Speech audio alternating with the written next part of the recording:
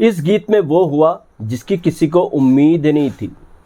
मुकेश जी को जिन शब्दों पे ऐतराज़ था इस गीत के, उन्हीं शब्दों को मुकेश जी ने इस तरीके से गाया, शायद ही कोई और सिंगर इस तरीके से गा पाता जैसा मुकेश जी ने गाया।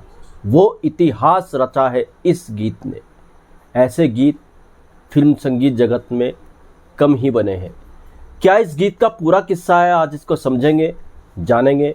दोस्तों बने रहिएगा वीडियो के अंत तक मेरे साथ। चैनल पे नए तो चैनल को सब्सक्राइब कर लीजिएगा, बेल आइकन भी प्रेस कर लीजिएगा। नमस्कार, मैं महेश कोहली बॉलीवुड संगीत के सफ़र से। दोस्तों आज मैं जिस गीत का किस्सा आपको बताने जा रहा हूँ, आज कोई सस्पेंस नहीं रखूँगा, शुरू में ही बता दूँगा ये गीत कौन सा था। बड़ा मज़ेदार किस्सा है, वीडियो के अंत तक बने रहिएगा। जी हाँ, इस गीत को लिखा था इंदिवर साहब ने। मनोज कुमार साहब की फिल्म का ये गीत था। फिल्म थी पूरब और पश्चिम।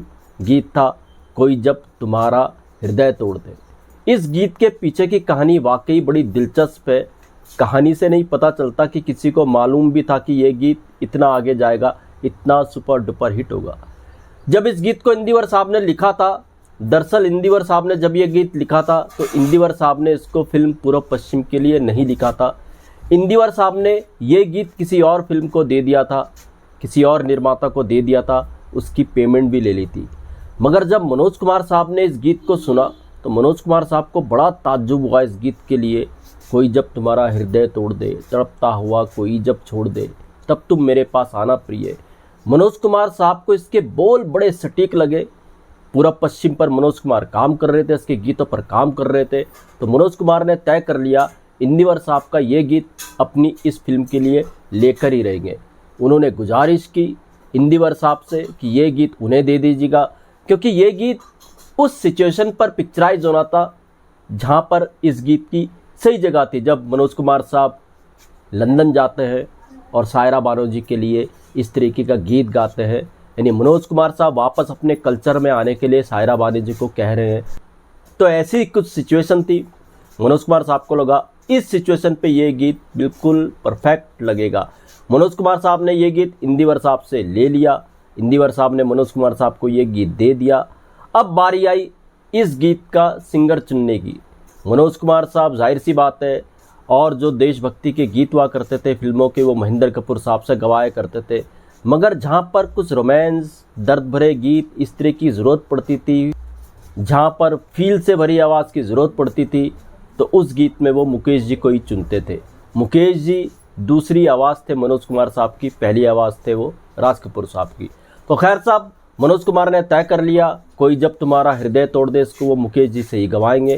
कहते हैं शुरुआत में मनोज कुमार साहब को मुकेश जी ने इस गीत को गाने से साफ इनकार कर दिया था। मुकेश जी का कहना था और गीत महेंद्र कपूर साहब गा रहे हैं, इसको भी वही गा देंगे। मगर मनोज कुमार साहब डटे रहे, हटे नहीं। उन्होंने मुकेश जी को मनाया और इस गीत को गाने के लिए तैयार किया। जब मनोज कुमार साहब रिकॉर्डिंग स्टूडियो पहुंचे इस गीत को रिकॉर्ड करने के लिए, इसके म्यूजिक डायरेक्टर थे कल्याण जी आनंद जी। मुकेश जी ने जब ये गाना गाना शुरू किया तो मुकेश जी इसको गा नहीं पा रहे थे। मुकेश जी एक शब्द पर आकर अटक जाते थे और वो शब्द था प्रिय। जब भी प्रिय शब्द आए तो मुकेश जी प्रिय की जगह पर प्रिय बोल जाते थे। अब सबको कन्फ्यूज़न मुकेश जी के लिए करे तो करे क्या। मुकेश जी खुद कंफ्यूज हो गए थे इस शब्द के लिए। मुकेश जी जैसे गाने में प्रिय आए वहाँ पर प्रिय बोल दें, फिर से दूसरा टेक। तो इस तरीके से इस गीत के कई टेक जब हो गए तो मुकेश जी को बड़ा गुस्सा आया, झल्ला गए मुकेश जी। उन्होंने बोला इंदिवर साहब को, गीतकार भी वहीं मौजूद थे इंदिवर साहब को मुकेश जी ने कहा, यार कैसा गीत तुमने लिख दिया, ऐसी हिंदी लिखने की कौन सी ज़रूरत पड़ गई थी तुम्हें, इस गीत में ऐसा क्यों लिख दिया जो मैं नहीं गा पा रहा हूँ। आगे पीछे तुमने बहुत से कमाल के गीत लिखे हैं, ये कैसा गीत लिख दिया, क्या हिंदी तुम्हारे सर पर चढ़ी, ये नहीं बोला जा रहा प्रिय प्रिय। अब इंदिवर साहब ने मुकेश जी को जवाब दिया कि देखिए ये गीत मनोज कुमार साहब को ज़्यादा पसंद था, इसलिए इस गीत को रखा गया। मुकेश जी मनोज कुमार साहब का नाम सुनकर चुप हो गए। मुकेश जी ने गीत गाने का फैसला लिया। तो जैसी मुकेश जी प्रिय शब्द आए तो प्रिय बोल दें। जब ये सब होने लगा, टेक पर टेक लिए जा रहे थे मुकेश जी। गाना 40 टेक से ऊपर जब पहुंच गया तो कल्याण जी आनंद जी भी झल्ला गए थे। खासकर कल्याण जी तो इतना पक गए थे टेक दे देकर मुकेश जी को। उनको लगा यार ये गीत बिल्कुल बेकार है, बेकार बनेगा, इस गीत के साथ कुछ अच्छा नहीं होगा। कल्याण जी मुकेश जी से गवाए जा रहे थे, मुकेश जी टेक दिए जा रहे थे। आखिरकार किसी तरीके से टेक फाइनल हुआ। बकौल कल्याण जी आनंद जी के द्वारा 45 टेक, लगभग 45 तक उन्होंने कहा था। 40 से ऊपर इस टेक के बारे में बात की थी आनंद जी साहब ने।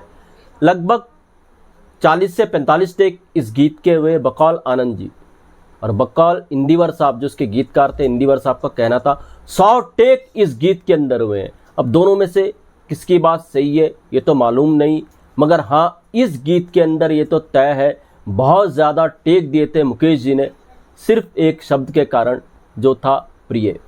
खैर साहब, किसी तरीके से जब ये गाना फाइनल हो गया, कल्याण जी आनंद जी पक चुके थे, खासकर कल्याण जी, गाना रिकॉर्ड सब कुछ हो गया। मुकेश जी अपने घर को चले गए, कल्याण जी आनंद जी अपने घर को चले गए। काफ़ी टाइम हो गया। आनंद जी ने एक इंटरव्यू में बताया था इस गीत को काफ़ी वक्त तक कल्याण जी ने सुना ही नहीं, इतना पक गए थे। कल्याण जी को लगता था क्या मुकेश जी ने इस गीत को गाया यार, कितने टेक मुकेश जी ने इस गीत में दे दिए, बहुत पकाऊ ये गाना बना दिया मुकेश जी ने। तो कल्याण जी ऐसा सोच करके ये गीत सुन ही नहीं रहे थे।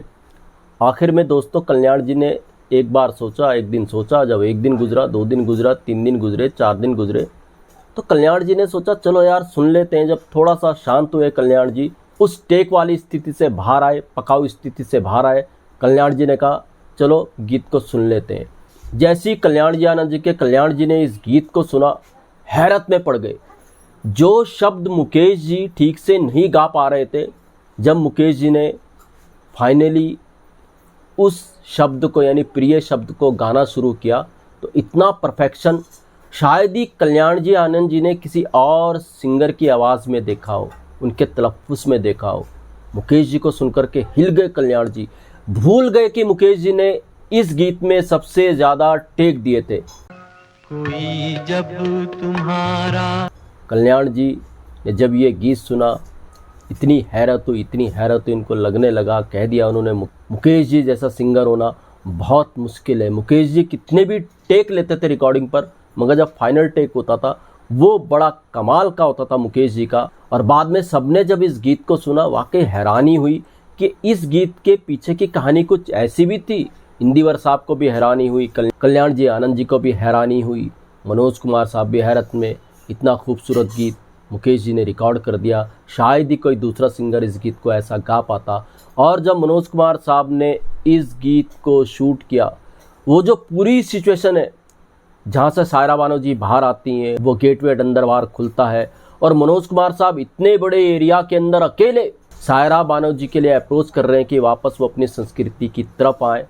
ये गीत इतना दमदार लग रहा है उस पूरी सिचुएशन में, ये गीत इतना दमदार लग रहा है उस पूरी की पूरी सिचुएशन में, बताने की ज़रूरत नहीं है। सब ने इस गीत का वीडियो ज़रूर देखा होगा। मनोज कुमार साहब पर मुकेश जी की आवाज़ सुपर्ब, लाजवाब, जिसे बयान नहीं किया जा सकता। तो दोस्तों मुकेश जी ने जितने भी गीत गाए, कमाल के गीत गाए, और उनके सबसे ज़्यादा हिट गीत रहे हैं। जितने भी गीत उन्होंने गाए हैं, अगर 1000 गीत उन्होंने गाए तो 800 उन गीतों में से हिट गीत की श्रेणी में आते हैं, पॉपुलर की श्रेणी में आते हैं। तो ऐसे थे मुकेश जी और मुकेश जी का जलवा। तो दोस्तों ऐसे किस्से मैं आपके लिए लेकर के आता रहूँगा। महेश कोहली को दीजिएगा इजाज़त। Good bye, good luck and take care.